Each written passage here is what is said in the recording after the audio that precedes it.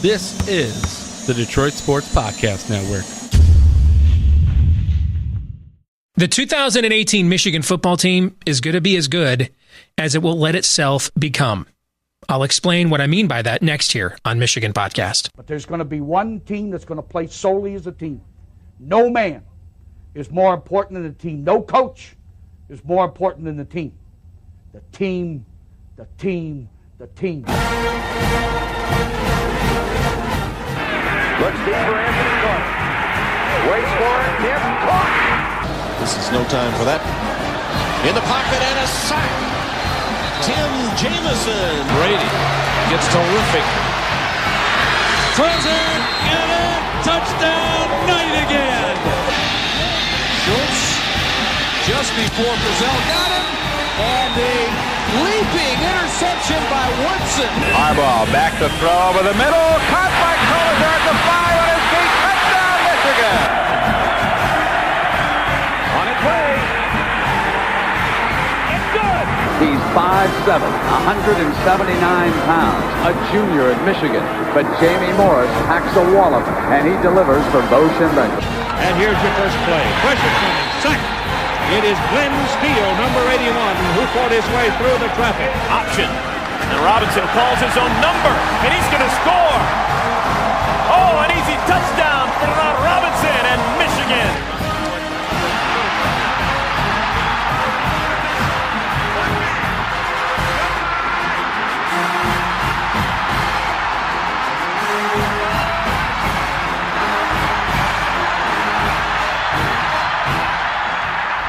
Win it. We're going to win the championship again because we're going to play as a team. And when we play as a team and the old season is over, you and I know it's going to be Michigan again. Michigan.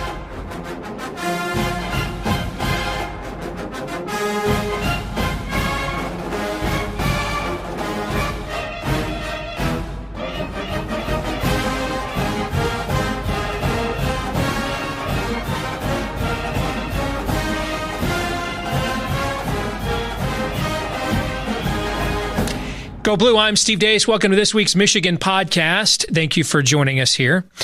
So I got two different looks at the Wolverines this week. One in person. I was there at the Artist formerly known as Dice Stadium, now known as Ryan Field. And then I got a chance to come home and watch the game on television on the replay as well. And then I go back and, I take a look at Michigan's body of work so far. Because we as fans, even if we're knowledgeable ones, we can't help but look at things emotionally, right? And I'm like you. I was sitting there in the stands in Evanston, Illinois during that first quarter. I'm like, I drove all the way here with my 11-year-old son for this. I mean, this is dreck, man. I mean, this is dreadful. This is even worse than the first quarter against Notre Dame because I don't think this team is that good. And we haven't beaten a ranked team on the road since 2006. We've got one win over Ohio State in 15 years. We know all of these numbers. And for us as fans, or is it for we as fans? I'll just go with both just in case there's any grammar teachers watching. For us, we as fans, we can't help but let the body of that emotional baggage enter in to our assessment and analysis to some degree. And it becomes very difficult, therefore, for us to see a team as its own singular entity. When I was a kid, Michigan struggled a lot in the first half of games too. And then, Bo Schembechler would make his famous halftime adjustments and, Michigan would dominate the third quarter of a game and often go on and win. But this isn't the same program or same team that it was then. So we can't look back at those days for nostalgic purposes and say that they automatically translate to 2018. Similarly, we can't really look at Michigan's struggles on the road in recent years, even in the Harbaugh years, as much as the program has grown by leaps and bounds since he took over. This is one of the last remaining hurdles that he needs to clear. We can't look at what happened against Iowa in 2016, for example. And say, well, because that happened, I know this is going to happen in this game. A lot of these guys that are playing now didn't play on that team. I think we have a better quarterback now than we had then as well. So For us as fans, we have to, we can't just temper our positivity because of optimism. I think sometimes we have to temper our negativity because of pessimism as well. Because again, it's difficult to avoid letting the full body of emotional baggage, one way or the other, enter into our analysis and look at an individual game or team as a singular entity apart from that. So I decided to do some research this week to put as much emotion aside as I could, because when I got back home from Evanston, Illinois, I was pretty much like, well, basketball practice started. Because I'm done with 8-4. I don't care about that. I don't care about 9-3. That doesn't do anything for me. I mean, if you're recruiting at the level we're recruiting at, you've got the amount of NFL talent on the field we're putting on the field. You have the expense of the coaching staff that we have. I just 8-4, 9-3. I know for some of you, man, that's it. You got your Jolly Rogers off of that. You're just going to sit around and enjoy the hell out of that Holiday Bowl trip. Not me. That for where our program should be now, considering the caliber of resources, recruiting, and coaching we have. I mean, that seems like more of a sentencing than a reward to me. And that's not that means we didn't do what we were supposed to do. And this isn't a team on a third string quarterback like last year's team. So I know some of you get frustrated with me because of that. And I don't really care. I just, that's where I'm at. I'm not going to tell you how to be a fan. Don't tell me how to be one. If you're a fan that's content with 8-4, 9-3, that's cool. I'm not. Especially now, year 4, into having who I think is a pretty damn good football coach, because his record says that it is. I think we can be and do better, and we should be. So I'm looking at what's preventing us from taking that next step. So I start setting my emotion aside because my frustration sets in, all that past emotional baggage of previous losses I still haven't gotten over, come back into the memory banks, right? And you start looking at this moment differently. So move all that aside and let's look at some data, because our emotions are variables, but the data is the constant here. All right. Here's what the data shows. Now, yards per play. Let me explain why this is an important stat. Handicappers and data analytics guys, this is their number one statistic. Why? Because they're looking for constants, not variables too. They're looking for consistent markers, because you can't handicap that it's just a team's random year to be plus 10 in turnovers and the ball bounces their way. You can't handicap that. You can't handicap that a team's on its third string quarterback. You can't handicap that Trevor Lawrence gets, a neck injury in the first quarter against Syracuse, and now they can't cover a 25-point spread. You can't handicap that. And you assume that level of risk when you go into this. So you're looking for the things that you know you can count on. And yards per play is where these aren't fluky events. That over the course of a game where you're executing 60 to 85 plays or more, how are you doing? And then what are you doing against the opposition? So I went back and looked at how Big Ten teams have done so far this year in this stat. I threw out all the FCS competition, and then I looked at the differential, meaning what's the difference in yards per play from what you are gaining and what you are giving up. Here are the numbers. Number 1 is Michigan at 3.1 yards per play. Folks, that's elite. I mean, that would be an Alabama-like number. Penn State at 2.47. You see Wisconsin and Maryland. Maryland's our next opponent. Their numbers are interesting. They've got games where they're plus 3 or 4 yards per play, which is great. And then games where they're in the hole, which is indicative of the up and down nature of their team. I know some people will be a little surprised to see Ohio State fifth at 1.72, but they've already played several Power 5 games. They've played 2 teams. TCU was technically a road game. I'd call it more of an away game because it was on a quote-unquote neutral site with a lot of Ohio State fans there. But still, playing away from home against TCU and Penn State is better than anybody else has done. So I think you're going to see their number go up. And I think Michigan's number is a little inflated because of the softness of the schedule. But even over the course of the rest of the season, if Michigan goes down a half yard or even a full yard to 2.1 yards per play for the season, you ought to be contending for a Big Ten championship with that number. And I went back and looked at last year. In fact, you look there on the right. Top 5 most dominant games thus far. Again, in yards per play differential, Ohio State was a +7 against Rutgers. That's, JV versus the varsity stuff. Penn State nearly got there against Kent State. And then you see 2 of the most dominant 5 games this year. Michigan against Western Michigan, who looks like one of the better teams in the MAC. And Michigan against Nebraska. Well, Steve, Nebraska's not that good. You know what? If you take the Michigan game out of Nebraska's number there, so for the season, Nebraska is a 0.31 in the red in yards per play differential. You take the Michigan game out, they're a full yard in the positive. That team should not be winless. I think there's a culture issue with Scott Frost and his team where they're not buying in. But, I'll let Nebraska podcast worry about that. We got, we're trying to do our own thing right now here on Michigan podcast. So when you look at those numbers, and I went back and I looked at through 5 games last year, Michigan's yards per play differential per game was 1.84. That's an incredible improvement. That's an incredible improvement.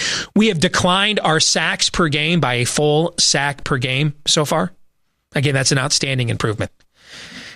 When I looked at our third down conversion percentage through 5 games last year, it was 36%. It's 46% right now. Our offense is converting 46% of our third downs. I mean, again, that's getting it done. I mean, I think by any reasonable measure, the things that we thought were weaknesses coming in, our coaching staff have addressed those things. The numbers are there. Because I was trying to figure out, too, like, why do these analytics like ESPN's FPI and SB Nation's Bill Connolly, they've got us ranked 5th, 6th, 7th in the country. What are we missing, right? Because, we're watching sluggish starts against SMU. We're down 17-0 to Northwestern. That's the biggest road comeback in school history, except for when we were down, 28-7 to Minnesota in 03 on a Friday night. Came back and won that game up in the old Metrodome, which, by the way, that was the last time Michigan won an undisputed Big Ten championship, if you can believe it, 15 years ago. So, as fans, we can't help but have all that emotional baggage come back to the fore and see everything as a holistic block of a series of unfortunate events, if you will, rather than a singular team and a singular game. But as a singular team, the fundamentals are there for this to be a championship team. You have a yards per play differential that is 3 yards better than your opposition on average per week. That's just dominance. Right now, ESPN's FPI has our defense ranked. I think it's 7th in defensive efficiency. We're 11th in special teams efficiency, and our offense is 20th in offensive efficiency. You've got all 3 units in the top 20 in the country in efficiency. That looks like a team that ought to be contending for the college football playoff. And so you start looking at you do this from the outside in first. You got to look at the fundamentals. The fundamental things that need to be in place, the cornerstones that need to be in place to show the essentially the overall metric and analytic of a championship team. And because if you don't have those, then there's no point in even doing further analysis, right? So clearly with the numbers I've laid out for you here this week on Michigan Podcast, the Wolverines have those. So then you got to ask yourself, why are we doing this? And that's when you start now moving inward and you start looking at the internal and the little things. Against Northwestern, we were minus 85 in penalty yards. Now, if I had come on here on Michigan Podcast last week and told you that in the last 3 quarters against the Wildcats, Michigan would outgain them 346-97 and would have no turnovers in the game, what would you tell me the score is? 31-10, which is about what I predicted the game to be. That's what kind of thing. But when you're minus 85 in penalty yards, and yeah, I know we're all up in arms about that really odd holding call on Karan Higdon, but the drive before that, Northwestern should have gotten a pass interference call on David Long on a 3rd down that would have given them a 1st down. So that kind of balanced itself out in the end. This year, Michigan has given teams 15 3rd down conversions via defensive penalties, guys. That's Detroit Lions-esque kind of stuff. That's just beating yourself. The penalties, the lack of... I know fans hate hearing LOE, lack of execution from coaches, but guys, our coaches have shaved our sacks per game almost in half. Our yards per play differential is almost double. Our 3rd down conversion percentage is 10% higher than last year. If I've got no problem. Jimmy, I love Jimmy as a child, but I got no problem criticizing the coaches. You've seen that. That's getting it done. That doesn't mean I like every play call or this or that, but again, they're not robots. They're going to make mistakes too. By and large, the coaches have done what they were supposed to do heading into this season, given what we saw last year. I think this now becomes about those guys sitting over there on the other side of me wearing the helmet. They got to stop beating themselves. I mean, Sean McKeon dropping that ball, he's wide open. That would have been a scoring drop. And there's nobody, and I don't know what it looked like on TV, but that was literally right underneath me at the game. There was no one within 10 yards. Just a drop, man. Can't do that. Yep, blocks in the back that aren't necessary on punts when you're on the other side of the field. And he didn't block him in the back. Why are you doing that? What you doing? Right? What are you doing? It's like the holding call on Michigan on that screen pass to Devion Smith against Ohio State in 2016. That would have won the game. And it was holding. It was way away from the play. I understand why we as fans are complaining, but there was no point to doing that. What you doing there? Why are you doing that? Where's your self-awareness? Nico Collins, you're catching a ball over the middle. You've got an easy route to just square your shoulders and go get a first down, and you run laterally like you did, when you were dominating Alabama high school competition. Why are you doing that? Coaches aren't coaching that stuff. When it comes time to criticize the coaches, and I do think we could be more aggressive in play calling, but the fundamental statistical metrics of a team that is set up to be successful are all there. So, I mean, in terms of just defensive yards per play, we're number one in college football, guys. Everything's there. Everything's there to be great. It now comes down to the guys wearing the winged helmet. It really comes down to this. Michigan, this football team, will be as good as it allows itself to be. I want to say thank you. We've landed several new Patreon supporters at Michigan Podcast since the season started. Thank you to those of you that are supporting us. And if you would like to, we want you to know that you get some exclusive content that we provide for you each week via Patreon, including my instant reaction post-game podcast, my picks for the Michigan game, pre-kickoff, and more. As a thank you to those of you that decide that you like what we do here at Michigan Podcast enough to support us at Patreon. Patreon.com/Michigan Podcast.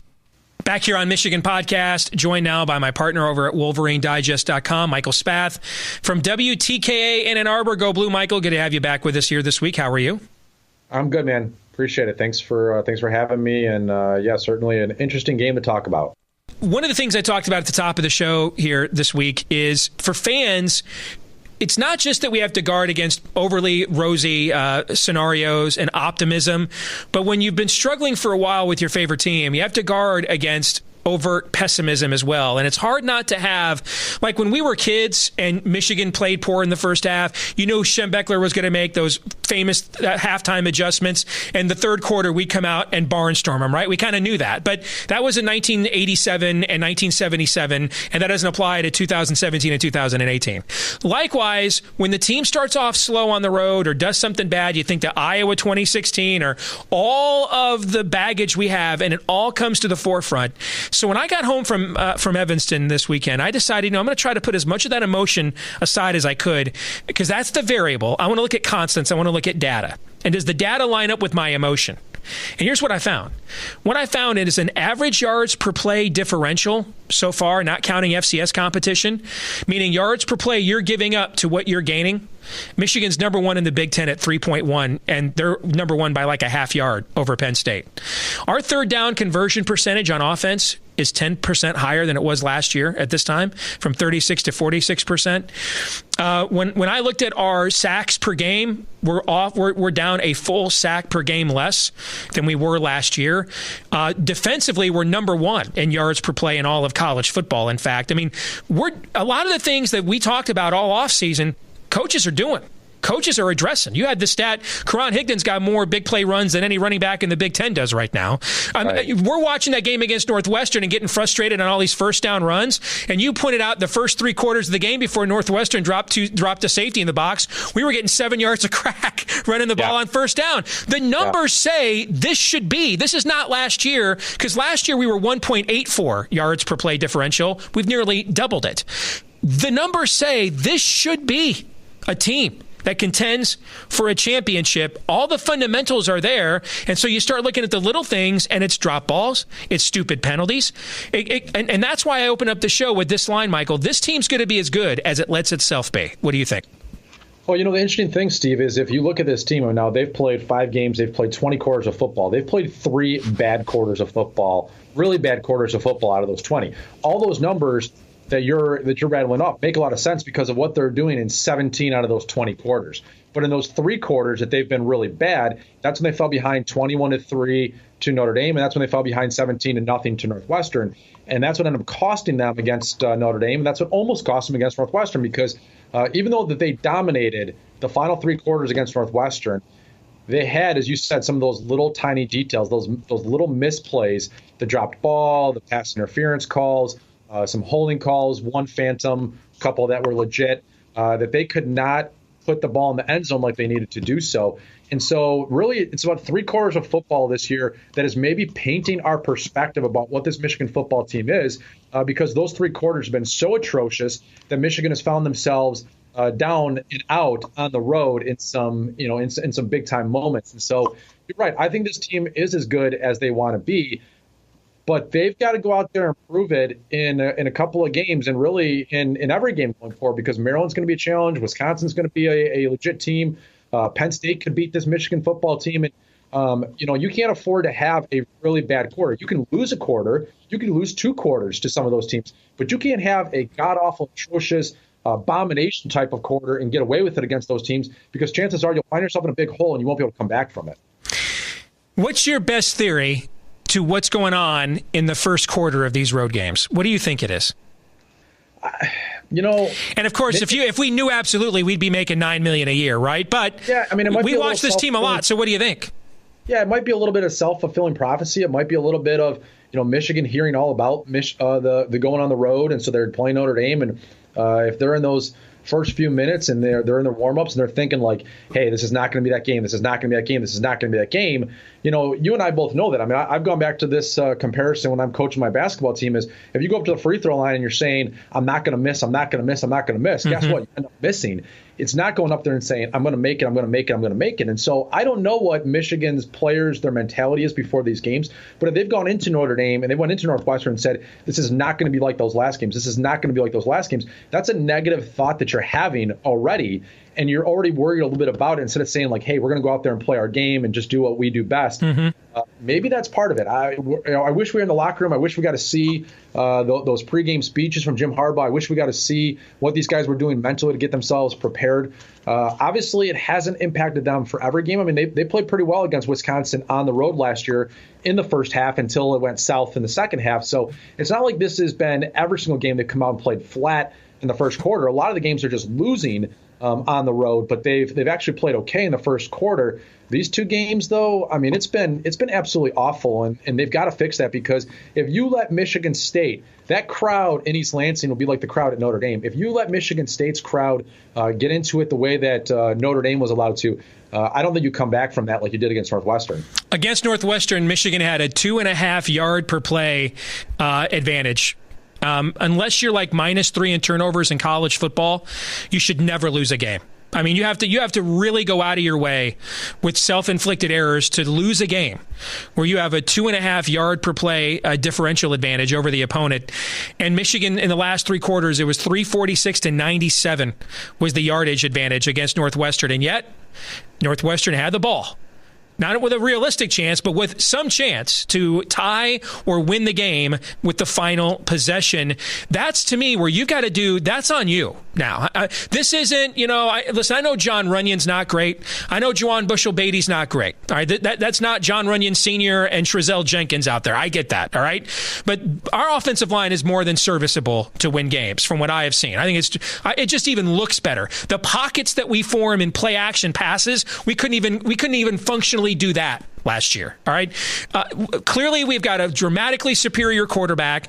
The defense is better in some areas, not as good in some areas. But again, how much better are you going to be than number 1 in the nation in total defense, guys? All right. We're number 1 in the nation in total defense. This, to me, is you've got to, and this is what I do like about Shea Patterson. I didn't think he was great on Saturday. I don't know what it looked like on TV. There were several guys that were open. He didn't even look at second receivers. Looked like it was kind of my primary's not open. I wait, and then take off. But I loved his resourcefulness. He made plays with his legs that won us the game.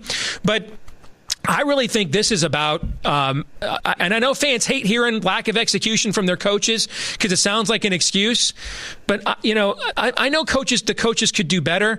But, Michael, they've addressed a lot of the systemic issues we talked about. After a while, the guys wearing the helmets just got to go out there. Nico Collins, man, you got to get a first down. You can't run laterally like this is, Sylacauga High School in Alabama on a Friday night. I mean, you just got to do the stuff that you're coached to do. No, I agree with you, and part of that comes back to your number one receiver is a sophomore in Donovan Peoples-Jones, and your number two is a sophomore in Nico Collins, and they haven't experienced a ton of it. But yeah, to me, like, that's kind of a weird excuse, because when you're even in high school, like, you've got to get a first down. Like, you're going into that, you're 3rd and 2, you're getting the screen pass, you've got to get the first down, and yet you're dancing like somehow you're going to deke this guy out of his jock and get the first down that way. I don't understand that. I don't understand, Sean McCune dropping that ball. I mean, that drops happen, but that's not the kind of play that typically drops happen. The play that typically drops happen is when you're sitting there back there and you got way too much time, or you're getting your hands on it. This is the ball that's coming right in his chest. That was inexcusable. And you're right. You've got to make those plays. I mean, David Long and Lavert Hill have not been as good in coverage. They've picked up way more pass interference penalties this year than last year because they're not getting their head turned around. They're not spotting the ball. They're not making a play on the football. I mean, these guys have got to start making some plays beyond what we've seen out of Cron Higdon and Shea Patterson and help your quarterback out. I mean, we can go back to the Notre Dame game. The safeties being out-jumped for those 50-50 balls. I mean, guys have got to start making some plays, and you just can't do it against the easy teams on your schedule like Nebraska and like Western Michigan. You got to do it against some of the better teams, and Northwestern turned out to be one of the better teams, and it really took a long time for Michigan to get going, and thank God for somebody like Shea Patterson, who is truly a difference maker from what the Wolverines had a year ago. I go back, and we're not in the locker room. We're not around the team. But, we all assumed Chase Winovich was going to be voted captain of this team. And then he wasn't. And 2 juniors. I can't remember 2 juniors ever being captains at the same time at Michigan. Both great players, by the way. Devin Bush is probably the best player in the program if it's not Chase Winovich. But 2 juniors get voted captain instead. And I go back and right now, ESPN's FPI has us 11th in special teams efficiency, 7th in defensive efficiency, 20th in offensive efficiency in the country. Those are national title numbers when you're that good at all 3 phases. And I just think when I watched, Dwayne Haskins was 11 for 26 throwing the ball against Penn State when he wasn't throwing screen passes. 11 for 26. That's John O'Corn. Okay? Terrible. And yet, their guys found ways to make plays. That there was a cultural expectation there that if they hung around long enough, the other guy would make the mistake and they would capitalize. That culture, we don't have that right now. And I think we got a lot of guys kind of sitting around waiting for someone to make that play. And Winovich came out in that 3rd quarter when they didn't block him, when they moved him inside and they didn't block him, and he sacked Clayton Thorson. And that seemed to be the wake up play where a lot of guys say, okay, yeah, let's do this. And I do wonder, again, I'm not into letting coaches off the hook. You've heard me criticize them plenty of times. And I've criticized John Beilein. He's the best basketball coach school's ever had. But I don't know how much better your coaches are going to do other than we're top 20 nationally in all 3 phases of the game. All right? I mean, they're human too. They're going to make some errors too. After a while, guys got to start realizing that you have to make those winning plays and not wait for somebody else to make them, Michael.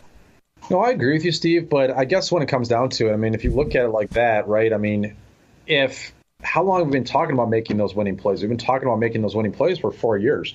So what's the common theme? Is it the players? No, the players kind of move on and go on. I mean, is it the coaches? Some of those coaches move on.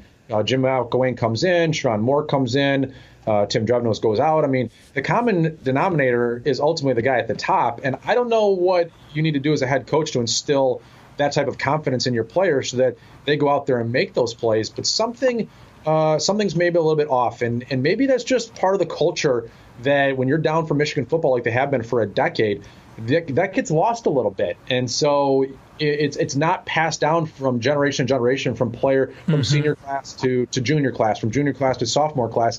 And so those guys aren't ready because they haven't experienced it. They haven't had older guys that have shown them the way. And maybe that's what Jim Harbaugh is up against, and maybe that'll take longer than 4 years. Maybe that takes longer than 5 years. But I'll certainly say that we're not really going to be that patient to wait for 6 or 7 or 8 years. And something's got to change. And you're right, the players have to make plays. But if we're talking about the same, we're talking about Chase Winovich 4 years into his career not making the play, then I'd be like, damn, Chase, like, you got to go out there and do it. We're talking about different players every time, right? We're talking about different wide receivers. We're talking about different offensive linemen. We're talking about different quarterbacks. Now, Shea Patterson seems to be doing that. But we keep on talking about different players. The common theme is the only thing that is constant, and that's the coaching staff and the guy at the top. I get the sense, Michael, he's trying to address this. That's why I think they've changed. That's why I think that taking the ball at the start of the game instead of deferring, as he's done his career and Michigan has done going back really since Bo Schembechler arrived here in 1969. That's kind of been our MO, except when Rich Rod was here, was to defer when you win the coin toss. I think that's why he's taking the ball. I think that's why he's coming out instead of pro sets and running the ball, coming out and trying to throw it, look more aggressive, trying to catch some mismatches. I think he's trying to figure out, are there game day decisions I'm making that may answer why we are leaving these opportunities behind? I think maybe those are his ways of trying to address it. No, I think you could be right. I mean, certainly, I think both you and I, Steve, come from the same school a little bit on Jim Harbaugh, where we know what he's capable of. We know what he's trying to accomplish.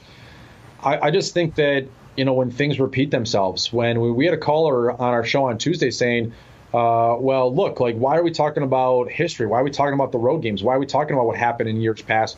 And I said, the reason we're talking about it is because it's reared its ugly head again this year.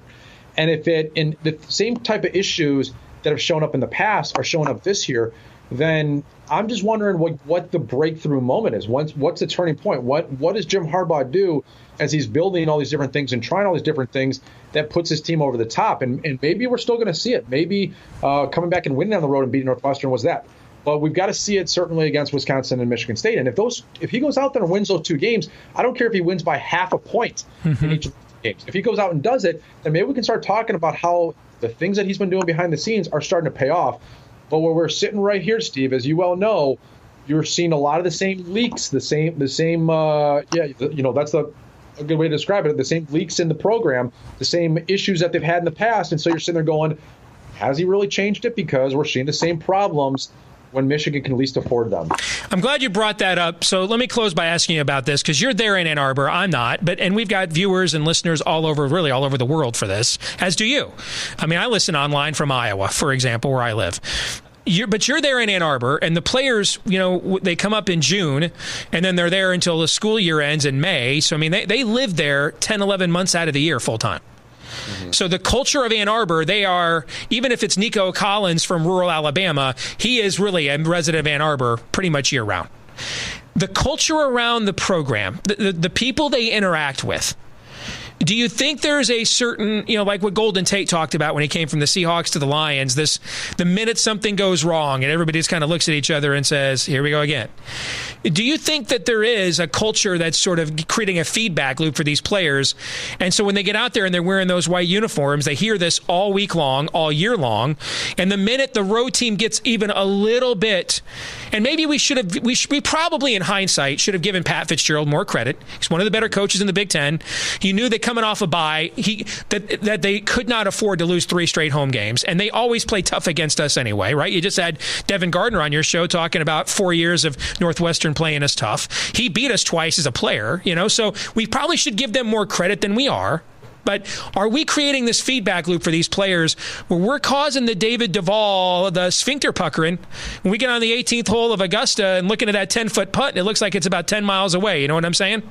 No, and I honestly think that there is some truth to that. I mean, I think when you're in, not necessarily being in Ann Arbor, but I think like every press conference that they had prior to the Notre Dame game asked them about their road woes. Press conferences before the Northwestern game. Hey, have you guys put this behind us? The whole thing. I mean, it gets talked about. It's articles in the Michigan Daily. It's sports talk radio if you decide to listen to us, which I doubt any of the players do. But yeah, that type of conversation circles around. It circles around in social media circles. And so even if these guys are steadfast in their confidence and they're like, hey, this is not going to be us. I mean, they're hearing about it all the time. And so I do think, if we look at human nature, I mean, if you hear something enough, it is only natural for that to penetrate a little bit and for it to seep in there. And, I laugh how many times where you say, like, quarterbacks, if I throw an interception, you got to block it out. A goalie gives up a bad goal, and they immediately say, like, hey, you got to have the mental fortitude to put that in the past. I mean, I'll talk to goalies many years later, and I'll say, hey, how was it like when you gave a bad goal? Oh, man, it took me, it would sit with me for 3 or 4 minutes until I made a big save. And, like, that's them being honest. When you're a player and you're in the thick of it, you're telling people all the time, well, yeah, I move on to the next play. I move on to the next play. But that's not how the brain works. I mean, you don't just immediately forget about things. We don't get to have instant amnesia, right, and just move on. I mean, we think about things and they dwell on us and they impact our very next play, whether we say that it does or not. And so I do think there is a little bit of that with this Michigan football team. They're going to be getting talked about it, and they're going to get talked about it before Michigan State, certainly. And so if you're going to have a cause for concern, I mean, that's going to be it. It's history keeps repeating itself because they keep on being inundated with this conversation. They got to win on the road. And so it's going to settle in there. They need to have a hot start against Michigan State. They need to come out and score on that first drive. They need to have a shutdown on that first drive, or else, it'll probably avalanche a little bit against them in East Lansing. Michael Spath from WTK in Ann Arbor. Good to see you, brother. Thanks for joining us again this week on Michigan Podcast. Thank you, guys. If you want to keep up with what we think about the Wolverines all week long, aside from when we're doing this for Michigan Podcast, check us out at WolverineDigest.com or Wolverine Maven, part of the Maven Network, WolverineDigest.com. Myself and Michael Spath from WTKA in Ann Arbor, we keep you up to date with our commentary all week long. And one of the really cool things I love about how this site works is that the sidebar there where we can give you, almost like a Mike Florio does at Pro Football Talk, where you can give you little mini updates via Twitter and other interactions, things that you probably want to know, be aware of, but don't require 500 to 700 word columns. I love that part of our website. It's a really easy, functional website to follow, WolverineDigest.com. So as Michigan heads into that October month that we all thought heading into this year would be the defining month of the season, we asked you on Twitter this week, what will Michigan's record in October be? Pretty split here between the top two options. 41% of you took the optimistic 3-0, and just under that, 39% of you said 2-1. And we want to thank the 5% of Ohio State and Sparty fans that voted 0-3 there. Good job out of you. Nice troll. Russian bots everywhere. Congratulate. This week's question of the week from Dane Zambalin. I think I'm pronouncing that right. Dane there in Richmond, Virginia, who says, can we just soak in a win for a day? Depends on who the win's against, and it depends on how you won, right? I do think we should give the team more credit for the comeback. We haven't seen a lot of those. It's funny. I've seen 2 of the 3 greatest comebacks in Michigan football history. I was at those games. The first time was down 17-0 to Virginia in 1995 in the Pigskin Classic. And that last throw from Scott Dreisbach to Mercury Hayes in the corner of the end zone for the 18-17 win on the last play. And then I was there in Evanston, Illinois on Saturday for that game as well. So those aren't easy to do. We only have 3 17-point comebacks in the history of our program, because we haven't been down that much when you're the winningest program of all time. But still, those don't happen around here all the time. And I think the players deserve credit for that. And if you want to look for any glass half full thing, they found a way to win a game they have traditionally lost. And I think they deserve some credit for that. But again, when you look at the numbers, Dane, that I just laid out at the top of this show, barring rashes of injuries, particularly at quarterback, because I think the second string guy is pretty good too. So barring anything like what we saw last year occurring again, there really is no excuse for this team not to go into Columbus the last game of the year with a shot to win the Big Ten East Division title on the line. And if it doesn't do that, then it only has itself to blame because it kept shooting itself in the foot. Even little things. You get 2 field goals within 25 yards. You got to convert in the red zone. And I wanted to get all over the red zone play calling, and I agree with you guys. We got 2 receivers that that are 6'3" or taller. We have a 6'7" tight end. How about a jump ball? I get that. Okay. But overall, when I went back and watched the game again, I didn't think the red zone play calling was that bad. You just got to execute, man. I mean, that's why you got a scholarship. Got to make plays. I go back to that Notre Dame game. Zach Gentry, you cannot allow a guy half your size to hand fight you for a football. You're bigger, stronger, faster. You got to make that play. So I think we're at the point now that the coaches have addressed the things we wanted them to address. And now it's time for the players to execute the way we need them to do so to break this decade and a half nightmare of mediocrity that has really been a pall over the Michigan program. Well, thank you for watching us here this week on Michigan Podcast. I want to thank Michael Spath from WTKA for joining us. Thank you to our friends at Detroit Sports Podcast for helping to get the word out about what we do here each and every week. Thank you to all of you that subscribe on iTunes and Stitcher. If you have a moment to leave us a review, especially of 5 stars if you like us, that's great. We would appreciate it. Same thing for us here on YouTube. Give us some likes. Spread the word. I get comments all the time. Hey, why isn't your YouTube channel blowing up given the quality of your production here? Well, those of you in the audience can help that to happen by spreading the word about our YouTube channel here for Michigan Podcast as well. Follow us at Michigan Podcast on Twitter, WolverineDigest.com. We'll see you next week.